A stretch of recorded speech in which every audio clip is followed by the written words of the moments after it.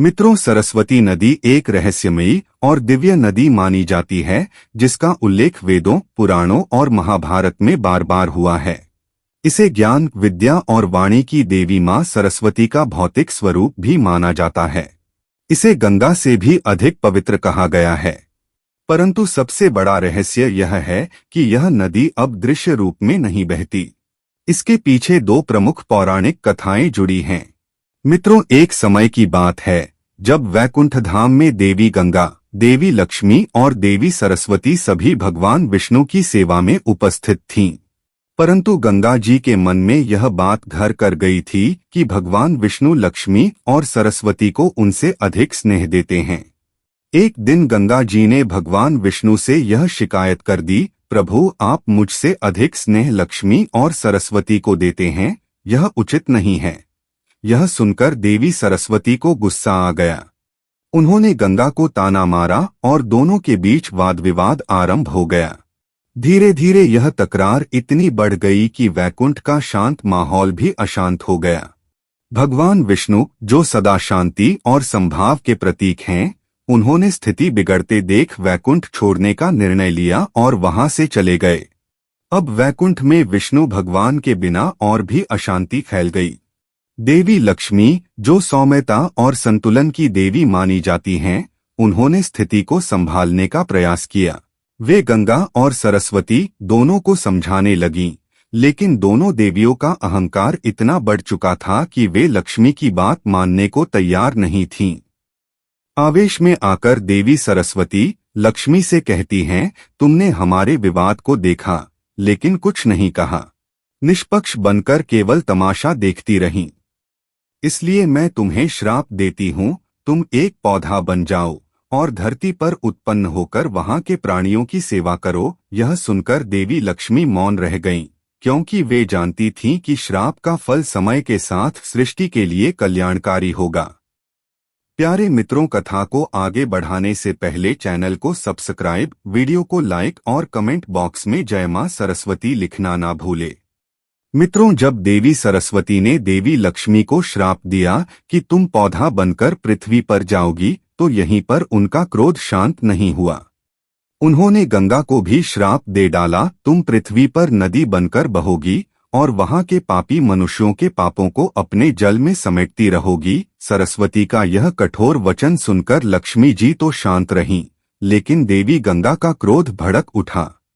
गंगा ने भी आवेश में आकर सरस्वती को श्राप दे दिया, तुम भी पृथ्वी पर नदी बनकर बहोगी और मनुष्यों के पापों का भागी बनोगी। तुम्हारी पवित्रता भी वहां की मलिनता में घुल जाएगी। तीनों देवियों ने क्रोध में एक दूसरे को श्राप तो दे दिया, लेकिन इससे वैकुंठ का संतुलन टूट गया। जब भगवान विष्णु वैकुंठ लौटे और उन्होंने यह सब देखा व सुना, तीनों देवियों के बीच हुए विवाद और श्राप के बारे में जाना, तो वे अत्यंत दुखी हुए। उन्होंने तीनों को अपने पास बुलाया और प्रेम पूर्वक समझाया। क्रोध में दिए गए वचन भी वज्र के समान होते हैं, लेकिन जब पश्चाताप और समझ साथ हो, तो उनका परिणाम सृष्टि के लिए कल्याणकारी हो सकता है। यह सुनकर गंगा, सरस्वती और लक्ष्मी तीनों ही देवियों को अपनी भूल का गहरा एहसास हुआ। उन्होंने भगवान विष्णु से श्राप से मुक्ति का उपाय पूछा। भगवान विष्णु ने उत्तर दिया, श्राप का फल तो भोगना ही पड़ेगा, क्योंकि वचन ब्रह्मा के समान होता है। लेकिन यह श्राप तुम्हारे लिए एक आशीर्वाद भी बन सकता है। मित्रों, लक्ष्मी जी ने तुलसी रूप में जन्म लिया, जो आज भी पूजा में भगवान विष्णु को प्रिय हैं। गंगा जी धरती पर अवतरित हुई और उनके जल को मोक्षदायिनी माना गया। सरस्वती जी भी गुप्त रूप से पृथ्वी पर प्रवाहित हुई। समय का चक्र चला और जब धरती पर अज्ञान का अंधकार फैलने लगा, तब देवी सरस्वती ने अपने एक दिव्य स्वरूप से हिमालय के ग्लेशियरों से अवतरित होकर एक पवित्र नदी के रूप में जन्म लिया। पौराणिक काल में सरस्वती नदी की सुंदरता इतनी अद्भुत और मोहक थी कि उसका जल स्वर्ग से भी शुद्ध माना जाता था। कहा जाता है कि उसके किनारे ऋषि मुनियों के आश्रम, वेदों का ज्ञान और यज्ञ हवन के केंद्र स्थापित थे। मित्रों, कहा जाता है कि सरस्वती नदी का जल इतना निर्मल, स्वच्छ और दिव्य था कि उसमें पूरी पृथ्वी का प्रतिबिंब स्पष्ट रूप से दिखाई देता था। उस समय देवी देवता, असुर और गंधर्व भी इस नदी के सौंदर्य और शांति की ओर आकर्षित हो जाते थे। ऋषिमुनियों ने इसी नदी के जल का सेवन करके वेदों की रचना की थी। इसीलिए सरस्वती को केवल एक नदी नहीं, ज्ञान और सृष्टि की जननी भी कहा गया।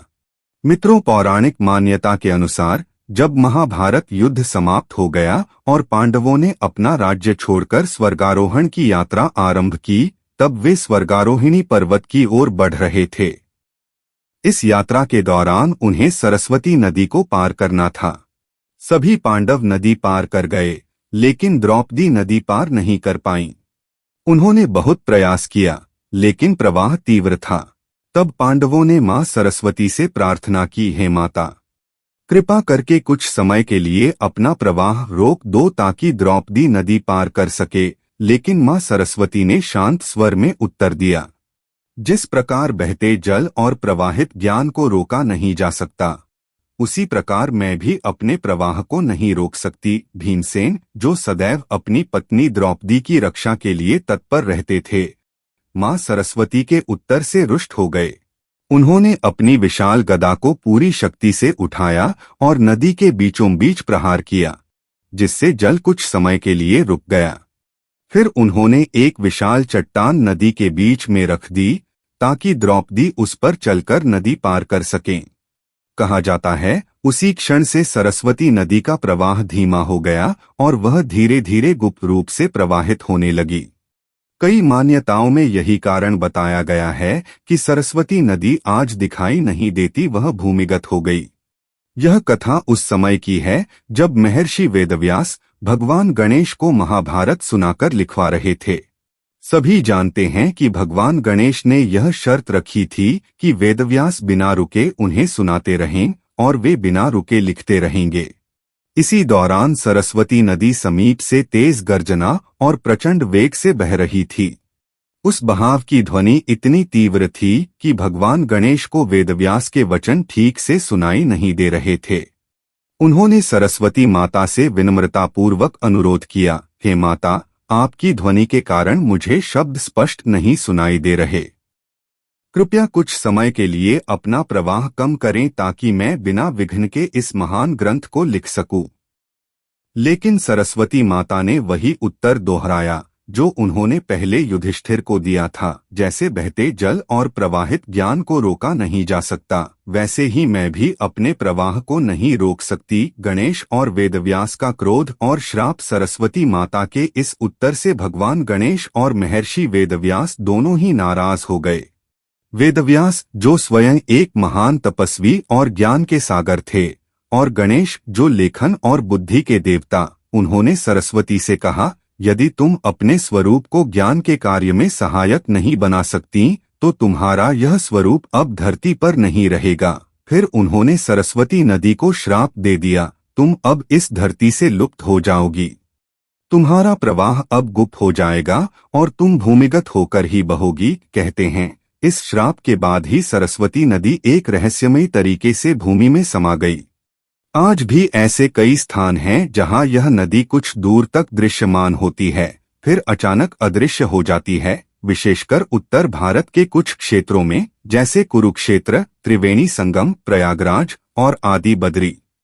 कहा जाता है कि भीम द्वारा रखी गई वह विशाल चट्टान आज भी उसी स्थान पर स्थित है और वहां से सरस्वती का प्रवाह अचानक अदृश्य हो जाता है।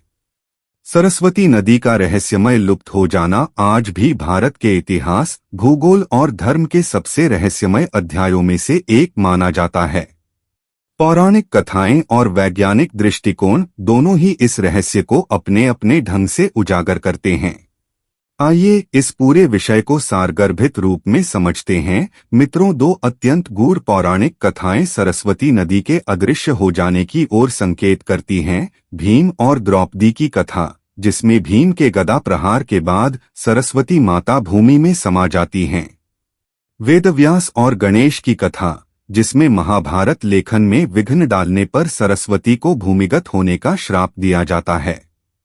ये कथाएं प्रतीक हैं कि ज्ञान, ध्वनि और प्रवाह को रोका नहीं जा सकता, लेकिन जब किसी चेतना को दबाया जाए, वह गुप्त रूप में प्रवाहित होती रहती है।